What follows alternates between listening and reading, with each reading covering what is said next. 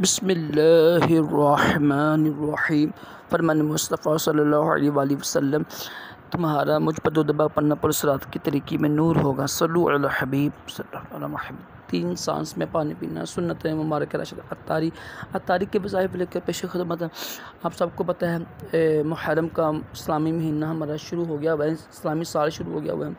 मुहर्रम का पहला महीना होता है इस्लामी, तो इसमें अशूरा आता है, यानी 10 मुहर्रम आती है, जो मुसलमानों के लिए बहुत यानी यादगार है, शान व अज़मत वाली है। 10 मुहर्रम को करबला वाक़या हुआ था, जिसमें ख़ानदान रसूल को शहीद किया गया।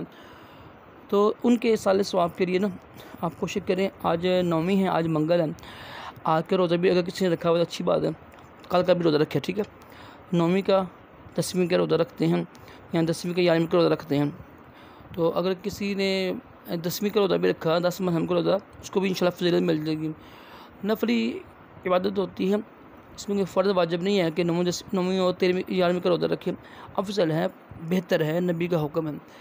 तो 10 मुहर्रम के रोज़े की ये फ़ज़ीलत लिखी हुई है ऊपर, इंशाल्लाह गुनाहों का कफ़ारा होता है, तो लाज़मी रखें इंशाल्लाह।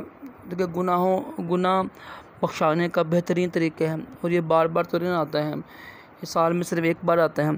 तो लाज़मी सब बहन और भाई 10 मुहर्रम का रोज़ा लाज़मी रखें इंशाल्लाह, मुझे भी सवाब होगा।